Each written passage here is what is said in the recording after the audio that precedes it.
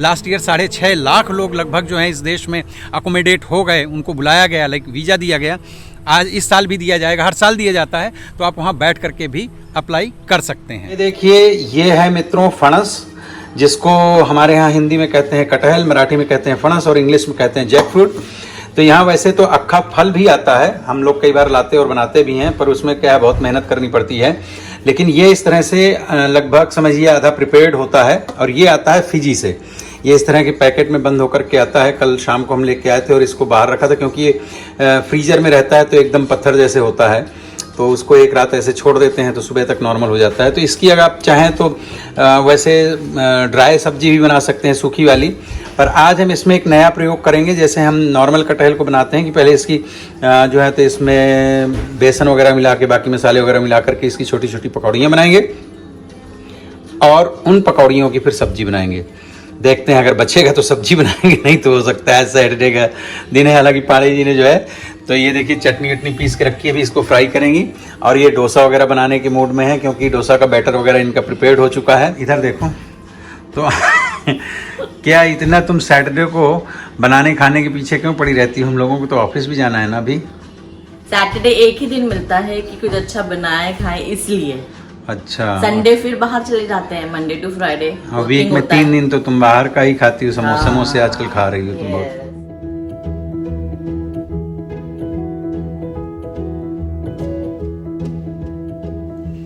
वाह, ये आगे तो पानी जी एक प्लेट और दो। हाँ दे दो, पहले हम सर्व कर देंगे बोले। हाँ हाँ दे दो। अच्छा वो चाट मसाला लाओ, वो उसी से अच्छा लगेगा। तो अंशिका ले लो, चाट मसाला दे दो। भाई तुम ही इसमें ऐसे हाथ से ऊपर डाल दो और मसाले का वो डब्बा फिर यहीं रख देना। भाई ये हैं देखिए कटहल के फणस के पकौड़े। और ये मीठा वाला फणस नहीं है, क्योंकि महाराष्ट्र में जो है तो वो मीठा खाया जाता है पकने के बाद का। तो ये कच्चा फल होता है, तभी इसमें अच्छे बनते हैं। और इसके पकौड़े अगर आपने कभी नहीं खाए हैं तो आप घर में ट्राई कीजिए। कोई रॉकेट साइंस नहीं है, बहुत ईजी है, लेकिन बहुत टेस्टी होते हैं। इसमें हल्का सा चाट मसाला मिलाइए, ये जो खट्टा खट्टा होता है यहाँ डाल रख दीजिए। हाँ that's okay, I will take. अब मैं टेस्ट करके बताता हूँ कैसा है।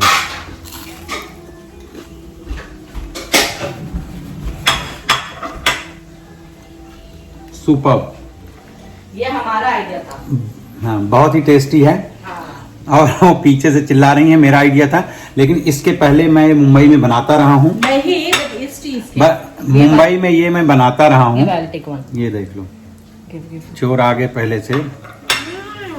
अच्छा है ना, तभी तो तुमने कभी खाया ही नहीं था। और हमारे घरों में बनते हैं ये पकोड़े कटहल के, नॉर्थ में सब लोगों को पता है। थोड़ा सा स्टाइल ये हो सकता है अलग हो। क्या आप भी बनाइए घर में पकोड़े और मजे लीजिए। शुभ प्रभातम मित्रों, देखिए ये है आज बढ़िया संडे का दिन है, और आज 2-3 दिन के बाद में सुबह सुबह बहुत बढ़िया धूप खिली हुई है, धूप निकली हुई है, बड़ा अच्छा लग रहा है। और मैं तो नहा धो करके रेडी हो गया हूँ, और अंशिका वगैरह जो हैं तो तैयार हो रहे हैं। अभी जाएंगे हम शाखा। तो नमस्कार बंधुओं, मैं हूँ आपका मित्र शक्ति पांडे, सिडनी ऑस्ट्रेलिया से, और स्वागत करता हूँ अपने यूट्यूब चैनल पर। तो इस वीडियो को अंत तक देखिएगा और वीडियो को लाइक ज़रूर कीजिएगा। अगर अभी तक आपने मेरे चैनल को सब्सक्राइब नहीं किया है तो प्लीज़ सब्सक्राइब कर लीजिए और बेल आइकन प्रेस कर लीजिए, ताकि आपको हमारे आने वाले सभी वीडियोज़ की टाइम पर नोटिफिकेशन मिल सके। ये देखें मित्रों, अभी इस वक्त बजे हैं दिन के 4, और चूँकि आजकल 8:30 बजे तक लगभग यहाँ जो है सिडनी ऑस्ट्रेलिया में दिन रहता है। कितनी भीषण बारिश हो रही है, माय गुडनेस। लोग बहुत एकदम काले काले बादल आ गए हैं। कल जब हम ऑफिस से आ रहे थे तो इतनी अचानक बारिश तेज़ हो गई थी कि हमारा सब मतलब जूते वूते सब भीग गए, कपड़े भीग गए, मतलब गाड़ी तक पहुँचते पहुँचते, कार जहाँ पार्क थी। तो आज ये हुआ कि चलो चलते हैं। हम तो रुकना चाहते थे, पांडे जी का मन था कि चलो चलते हैं। देखिए पीछे बिजली चमक रही है, तो एकदम ज़बरदस्त बारिश हो रही है। और अभी मुझे जो है जाना है फिजियोथेरेपिस्ट के पास में। खैर वो तो 7:30 बजे शाम का है, लंच वगैरह करके जाएंगे। ये देखिए बंधुओं, अंशिका के अभी इतने अच्छे बाल कटवा के लेके आए हैं, और वो बहुत अच्छे से उन्होंने काटा था। बट क्या बोल रही हो अंशिका, जरा बोलो। ये देखो drama Anshika, look at me, बोल क्या हो गया, क्या कर दिया है? हाथ चुभ रहा था तो उसको काट दिया। तो बाल काटने तो गए थे पर खाने बंद करने ही कम करने गए थे। भने भोने भोने कम करने गए थे। ये देखिए अभी अंशिका के कटवा के आए हैं हम बाल। यहाँ ये देखिए, मुझे तो अच्छे लग रहे थे, थोड़े और छोटे होने चाहिए थे, बट अंशिका खुश नहीं है। क्या हुआ? क्या? मेरे घने थे बाल, मेरे हाथ सूख जाते थे उसमें, पर अब नहीं घने हैं। अच्छा, ये देखिए यहाँ भी हैरिस पार्क में भाई लगभग सभी जो रेस्टोरेंट या इस तरह के हाउस थे उन सभी के सामने, ऑलमोस्ट सभी के सामने किसी ने गोलगप्पे, पूरे हैरिस पार्क में लग गए हैं स्टॉल्स। गन्ने का स्टॉल है, जूस के स्टॉल्स हैं, आइसक्रीम के हैं, गोला जो चौपाटी जूह वगैरह मिलता है उनके सब लगे हुए हैं। तो हम तो खैर डेली आते हैं, लेकिन ये इस तरह खाने पीने का नहीं। आज सोचा था कि पानी पूरी खाएं, तो जिसके यहाँ खाते थे अभी उसका खुला नहीं है, वो एक आध घंटे बाद सब खोलेंगे स्टॉल। ये इधर देखिए वो आइसक्रीम वगैरह, कुल्फ़ी वगैरह है सामने बिक रही है। तो खाया, वो 2 ग्लास में उसका पानी दिया अलग अलग, और पानी पूरी थी जिसे गोलगप्पा नॉर्थ में कहते हैं। बट मज़ा नहीं आया, एकदम मज़ा नहीं आया, क्योंकि हम जिसके यहाँ खाते हैं वो वैसे जैसे अपने यहाँ इंडिया में वो मतलब डायरेक्ट क्या बोलते हैं, पानी भर के और देते हैं दोने में, तो वैसे वो देता है, वो अच्छा है, पर ये मज़ा नहीं आया। ये देखिए सब जगह रॉकेट कुल्फ़ी, हर जगह कुछ ना कुछ, एकदम इंडिया का जैसे मार्केट हो गया। अब ये हैरिस पार्क धीरे धीरे जो है एकदम ग्रो हुआ है हमारे सामने, देखते देखते ये पिछले 2-3 साल में और ज़्यादा हो गया। पहले $12 से ज़्यादा कुछ भी नहीं है। ये देखिए ताज इंडिया जो रेस्टोरेंट है वहाँ से लिया है प्रसाद। आज है वैभव लक्ष्मी की पूजा।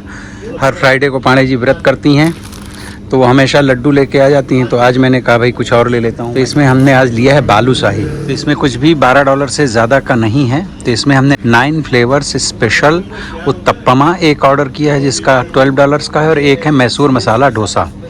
तो ये हमने 2 चीज़ें ऑर्डर किया है। ये है देखिए हमारा आ गया मैसूर मसाला डोसा। ये है, इसमें क्या बोलते हैं इसको बेटा? सांभर और 3 प्रकार की चटनी है। साइज़ तो काफ़ी अच्छा है, और इसके अंदर ये मसाला वगैरह भी भरा हुआ है। अभी अंशिका खा के बताओ कैसा है बेटा?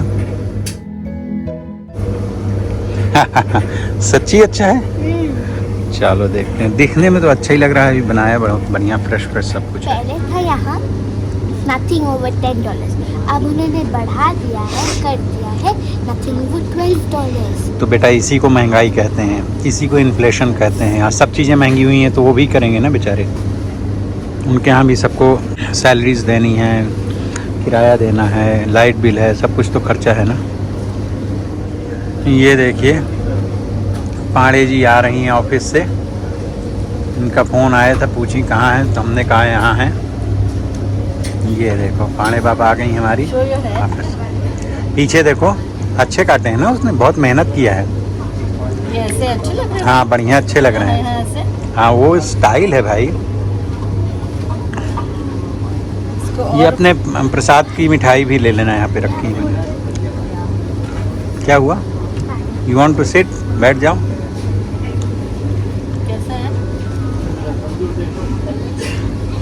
फालतू की बात नहीं कर। अब मेरे बाल जो हैं थोड़े से फिर से बड़े हो गए हैं। तो असल में क्या है पता नहीं, पिछले 5-6 साल से, जब से मैं सिडनी आया हूँ तब से यहाँ पे थोड़ा सा हेयर फॉल वगैरह ये सब कुछ शुरू हो गया था। एडिलेड में इतना नहीं था, एडिलेड तक तो ठीक था, और मेरी फैमिली में दूर दूर तक मेरे फैमिली में मेरे चाचा दादा वो जो फैमिली होती है वहाँ तक में किसी के आज तक कोई भी बाल वगैरह हमारे यहाँ नहीं झड़े।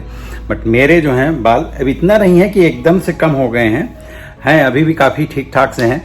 लेकिन भाई ये जब से कोरोना आया था, तो कोरोना के टाइम पे फिर मैंने जो है तो ये देखिए ये बाल काटने की एक मशीन ले ली थी, क्योंकि उस टाइम पे तो कहीं जा आ नहीं रहे थे। वो 3-4 महीने का क्या लगभग 1 साल 1.5 साल का जो ऐसा टाइम पीरियड था। तो तब से फिर मैंने अपना क्या किया कि 1-1.5-2 महीने में जो है मैं अपने बाल शेप कर देता हूँ। मशीन से ही करता हूँ, तो उसमें वो कोई नंबर नहीं लगाता, डायरेक्ट कर देता हूँ। इससे फ़ायदा ये है कि कम से कम वो जो हेयर फॉल वगैरह है वो नहीं होता है। बाल सुरक्षित हैं। जब इंडिया जाना होता है तो इसके लिए मैं कलर वगैरह भी नहीं करता हूँ, क्योंकि बाल बढ़ने ही नहीं देता, तो बस इतने में क्या कलर करना। तो अब इसको मैं निकालूंगा। कल हम शाम को ऑफिस से निकल रहे थे, थोड़ा लेट हो गए थे। लेट क्या हो गए थे कि हम निकलने वाले ही थे, तो मैं अपना बैग वगैरह पैक कर रहा था कि इतने में अंशिका मेरे पास आई मेरे केबिन में और बोली कि पापा जी कोई अपने सब्सक्राइबर हैं वो आए हुए हैं और वो मिलना चाहते हैं आपसे। तो मैं बाहर निकल करके गया तो एक कपल आए हुए थे कुवैत से, हैं वो इंडियन ही, कैलकाटा और दिल्ली के हैं। लाइक हस्बैंड के जो हैं तो दिल्ली के हैं और वाइफ उनकी कैलकाटा की हैं, बट वो पिछले 8-10 साल से कुवैत में है। तो वो वहाँ से पास हो रहे होंगे, तो उन्होंने अंशिका को और पांडे जी को देखा तो पहचान गए। तो उन्होंने बताया कि हमारे सभी वीडियोस देखते हैं, तो भाई उनके लिए बहुत बहुत धन्यवाद। तो फिर वो बैठ गए हम लोग ऑफिस में और फिर 1-8 घंटे चर्चा हुई। फिर तब तक अचानक बहुत तेज़ बारिश आई, तो मैंने कहा चलो गाड़ी तक जाएंगे, भीग भाग जाएंगे। तो फिर थोड़ी देर बैठे रहे, तो काफ़ी लेट वहाँ से कल निकलना हुआ। यहाँ पर ऐसा नहीं है कि हेयर कटिंग के लिए कोई है नहीं, हेयर कटिंग के लिए तो बहुत सारे सैलून्स वगैरह खुले हैं, ऑफ कोर्स जा सकते हैं। अभी अंशिका के अभी मैं देखिए उस दिन कटवा के लेके ही आया। तो देखिए मशीन के साथ में ये पूरा जो है अच्छे से आता है, कवर वगैरह, इसमें कैंची भी आती है, लाइक सीजर और कोम वगैरह सब कुछ आता है, काफ़ी सामान इसके साथ में होता है। तो अब मैं तैयार हो गया हूँ अपना खुद का ये हेयर कट करने के लिए। ये बैटरी से नहीं चलती है, डायरेक्ट इलेक्ट्रिसिटी से इसको कनेक्ट करना पड़ता है। तो कर दिया है, देखते हैं कैसे निकलते हैं बाल। ये देखिए बहुत इजी है, इसमें ज़्यादा कोई दिक्कत होती नहीं है। ये देखिए टेंटेड है, ये है देखिए ब्लोवर। यहाँ जैसे हमारे गैराज में आसपास इसके एरिए में कुछ कचरा हो जाता है, तो उसको आराम से इसको या तो आप वैक्यूम क्लीनर की तरह, देखिए इसमें बैग लगा हुआ है, तो या तो इसमें आप अंदर की ओर कर सकते हैं या फिर आप वैसे ब्लो कर सकते हैं, बाहर की ओर भी निकाल सकते हैं। तो चूँकि लास्ट वीक ये भी ग्रास कटिंग हुई थी, तो वो भी ये सब यहाँ पे ब्लो करके जाते हैं, तो थोड़े बहुत जो हैं तो टुकड़े यहाँ पे आ जाते हैं हमारे गैराज एरिया में।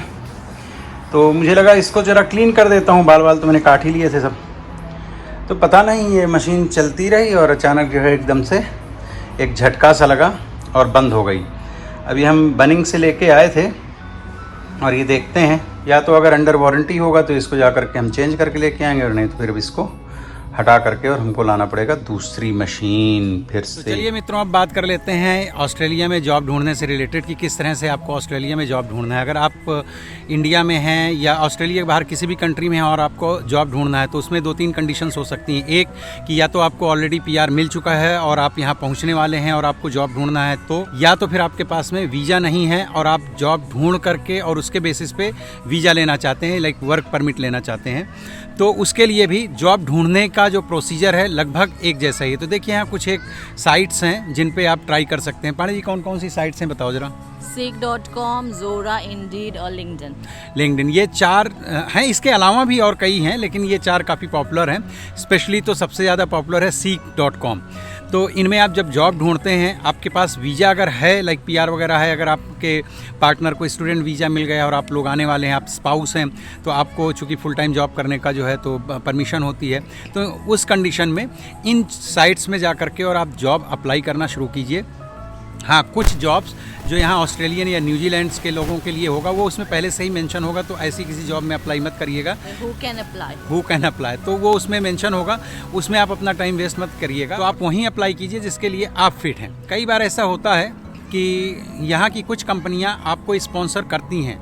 देखिए ये काफ़ी रेयर है, सभी कंपनियां और हर जॉब के लिए आपको स्पॉन्सर नहीं करेंगी और आपको वीज़ा दिलाने में कोई हेल्प नहीं करेंगी। बट कुछ एक पोजीशंस ऐसी होती हैं, अगर उसके लिए इनको यहाँ पर कोई बंदा नहीं मिल रहा है तो फिर ये ओवरसीज़ लोगों को हायर करते हैं। उस कंडीशन में कंपनी आपको जो है तो स्पॉन्सर भी करेगी, वीज़ा प्रोसेस में हेल्प करेगी, और बहुत जगहों में तो देखा गया है कि फिर वो वीज़ा की फ़ीस, आपके ट्रैवलिंग के खर्चे, रीलोकेशन, हाँ वो सारे एक्सपेंसेस आपको दे सकती है। बट ये कोई ऐसा फर्म, कोई ऐसा नियम नहीं है, ये डिपेंड करता है कंपनी टू कंपनी के ऊपर, एम्प्लॉयर टू एम्प्लॉयर के ऊपर डिपेंड करता है। और सिमिलरली आपको यहाँ ऑस्ट्रेलिया आने के बाद में भी यही जो साइट्स हैं जो हमने अभी आपको बताया, इन्हीं में आकर के आपको ट्राई करना है। वैसे यहाँ आएंगे तो यहाँ और भी बहुत सारे ऑप्शंस खुल जाते हैं, जो कि यहाँ पर बहुत सारी आपको ऐसी एजेंसीज़ मिलेंगी जो रिक्रूटमेंट एजेंसीज़ हैं, वो डायरेक्ट भी लोगों को अपने साथ कॉन्ट्रैक्ट करती हैं और फिर इसके बाद जॉब ढूंढने में उनकी हेल्प करती हैं। वैसे भी Seek.com या इन साइट्स में आप जब जॉब अप्लाई करो करोगे तो आपको सामने से भी बहुत पॉसिबल है कि ऐसे रिक्रूटमेंट एजेंसीज जो हैं कांटेक्ट करें और आपके साथ में डिस्कशन करके आपकी जॉब प्रोफाइल और दिस एंड दैट वो सारा कुछ डिस्कशन करके वो आपके लिए यहाँ पर जॉब ढूंढने में आपकी हेल्प कर सकते हैं। और अगर आप यहाँ आ ही चुके हैं और आपको जॉब शुरू में नहीं मिल रही है तो आपको क्या करना चाहिए। एक तो होगा आपका मेन प्रोफेशन कि जिसमें आपको जाना है, आप आईटी से हैं, मेडिकल से हैं, दिस एंड दैट व्हाटएवर जो भी आपका फील्ड है, एक तो वो होगा। तो एक उसका अपना प्रॉपर रेज्यूमे बनाएं, इंटरनेट में देखें या किसी प्रोफेशनल की उसमें सहायता लेकर के बढ़िया सा रेज्यूमे बनाएं।